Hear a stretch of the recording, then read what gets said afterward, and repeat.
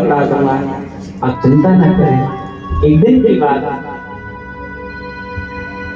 भगवान ने अपनी माया से अर्जुन को एक लीला दिखाई। भगवान अर्जुन को घुमाने के लिए ले गए। घूमते घूमते जब बहुत समय हो गया, जंगल में भ्रमण कर रहे थे, तो अर्जुन को प्यास लगी। अर्जुन ने कहा, प्रभु मुझे बहुत प्यास सता रही है, मुझे प्यास लगी हुई है। अर्जुन ने कहा, आप चिंता न करो, देखो यहाँ पर जंगल ही जंगल है, कहीं मुझे पानी दिखाई देगा तो मैं तुम्हें पानी पिला करके तुम्हारी प्यास को बुझा दूंगा। आप चिंता न करो। घूमते रहे, एक दृष्टि पड़ती है, एक कुटिया दिखाई देती है।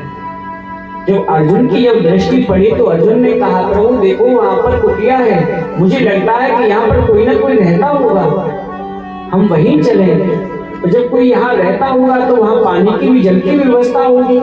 तो मैं अब प्यास से बहुत व्याकुल हो रहा हूँ, मुझे ये प्यास सहन नहीं हो रही है, आप कृपा करिए।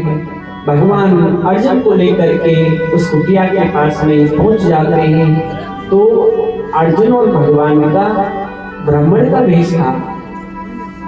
कुटिया के मध्य में जब देखा कि एक बहुत ही दुर्बल काया वाली एक मैया आराध्य का भजन कर रही थी। अर्जुन गए, प्रणाम किया, मैं आपको प्रणाम करता हूँ माँ, मुझे बहुत तेज प्यास लगी हुई है, आप मुझे पानी दे दो। मैया बहुत दुर्बल थी,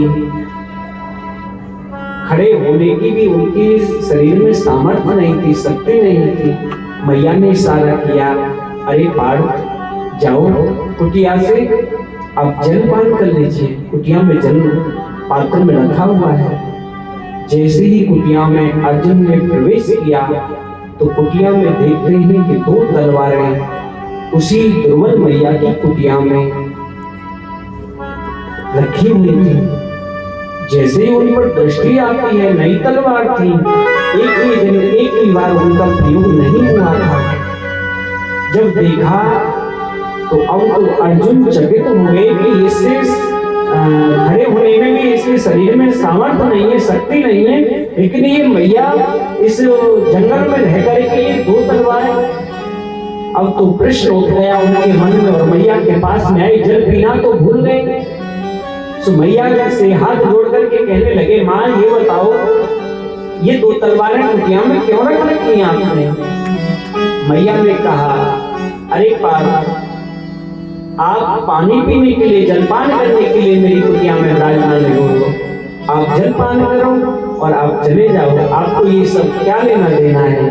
नहीं माँ, मैं पानी तभी पीऊंगा आप जब मुझे इन्हें बता देंगी कि ये कुटिया में ये तलवारें क्यों रखी हुई हैं। तो जब बार बार अर्जुन पूछने लगे मैया से, तो मैया ने कहा, अगर तुम नहीं मानते हो तो सुनो ब्राह्मण, ये एक तलवार तो अर्जुन की प्राण हत्या के लिए है और एक तलवार उसकी पत्नी द्रौपदी की प्राण हत्या के लिए है। जहां भी मुझे ये दिखाई दोनों दे जाएंगे तो मैं उनको मृत्यु दंड दे दूंगी। जब इतनी बात कही, अब तो अर्जुन भयभीत हो गए, मुझसे एक ऐसा क्या अपराध हो गया जो मैया मुझे मृत्युदंड देने वाली है, चाह रही है कि मुझे मार दे। हाथ जोड़ करके कहने लगे, मां मुझे अर्जुन का अपराध बता दो। बार बार जब विनय करती है मैया से अर्जुन, तो मैया ने कहा, अरे बस सुनो, उस अर्जुन के अपराध के विषय में आप जानना चाहते हैं तो अर्जुन का अपराध सुन लीजिए। उस त्रिलोकी नायक को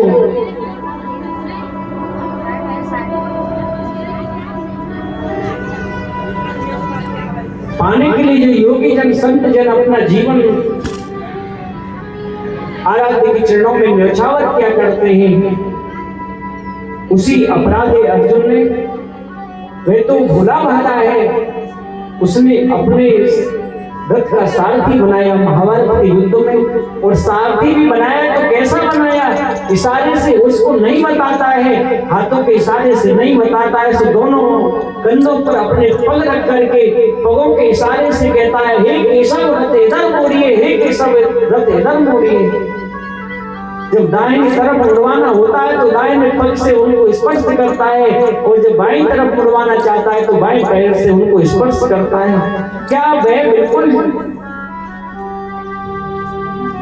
जानता नहीं था कि ये कोई साधारण नहीं है, भ्रमति विलास सृष्टि नहीं हुई, जिसकी एक बार थोड़ी सी भी भ्रमति टेढ़ी हो जाए तो सारी सृष्टि को जलमग्न कर दे।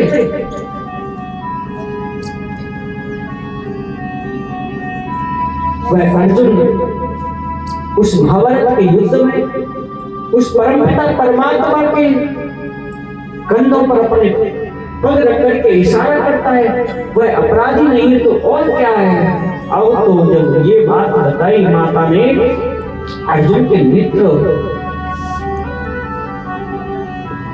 अश्रुमग्न हो गए, विचार करते हैं, हाँ बिल्कुल सही कहा माने, ये तो मेरा अपराध था, त्रिलोकी नायकों में ये कैसा धिक्कार है मेरे जीवन को। संभालते अपने आप को। फिर दूसरा प्रश्न किया, मां मुझे द्रौपदी के बारे में बता दे। मैया ने कहा, सुन, अगर तू द्रौपदी के विषय में पूछना चाहता है,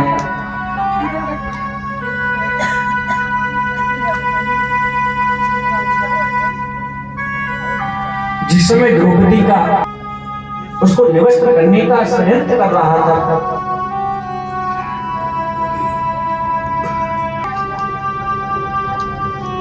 कि वे किस अवस्था में थे। अरे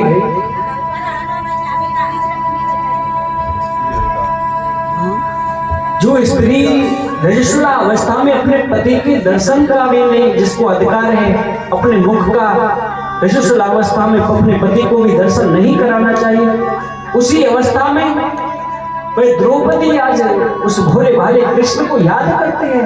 अरे वह अर्जुन को याद नहीं कर सकती थी, जो मैं तो गांडीवधारी अर्जुन था, पितामह भीष्म आदि आदि जो गुरु द्रोणाचार्य भीम अगर एक गदा का प्रहार कर दें तो सारी पृथ्वी को एक बार में हिला डुला दें। कि वह यह भी नहीं जानती थी कि किस अवस्था में उसने याद किया उस भोले भाले कृष्ण को, लेकिन वह तो भोला है, वह कोई भी विचार नहीं करता है, जो जैसी अवस्था में उसको याद करता है वह वैसी अवस्था में उसके समीप में प्रकट हो जाया करता है। क्या ये अपराध नहीं है उस द्रौपदी का? अपने पति को अपना मुख दिखाने के लिए जो पाप लगता है, उस अवस्था में आत्मा श्री कृष्ण को याद किया। अर्जुन तो हिल गए, हाँ भैया तुमने बिल्कुल सही कहा है, अर्जुन ने भी अपराध किया है तो द्रौपदी ने भी अपराध किया है। मां यार द्रौपदी तो नहीं है, लेकिन एक अपराधी तेरे सामने बैठा हुआ है, मैं कोई और नहीं, मैं अर्जुन ही हूं। सर नीचे को झुका लिया अर्जुन ने और कहने लगे, मां तू मुझसे उस अपराध का दंड मुझे तू अभी इस क्षण दे दे। अर्जुन अपने जब स्वरूप नारी अर्जुन को पहचाना तो जैसे तैसे अपने शरीर की शक्ति को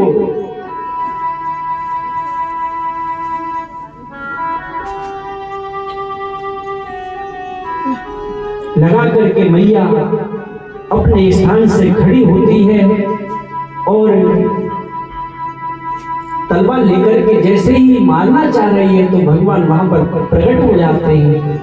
भगवान ने कहा, अर्जुन यही महाभाव है अर्जुन, क्या इसको पता नहीं है कि तुम गांडीवधारी हो?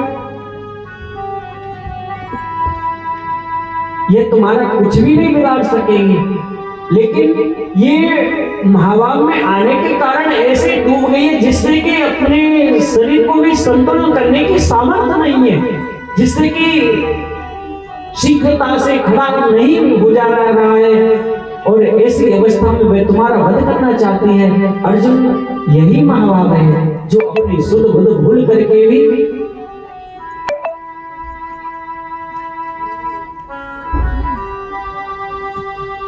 ये सब कृत्य करने के लिए तैयार हो जाए। देखा कि मुझसे कितना प्रेम करते हैं। आज तुमको मारने के लिए इसके शरीर में शक्ति आ गई और ये जानती भी है कि मैं गांडीवधारी अर्जुन का कुछ भी नहीं बिगाड़ सकूंगी। अब तो अर्जुन भगवान के शरणागत हो गए, भगवान से कहने लगे मुझसे अपराध हो गया, मुझे क्षमा करिए। तो मेरे भाई बहन, इस जीवन में मत पाप कमा, इस जीवन में मत पाप कमा, कुछ पुण्य जमा करके भर जा। मन चंचल है विषयांचल में, न लपेट इसे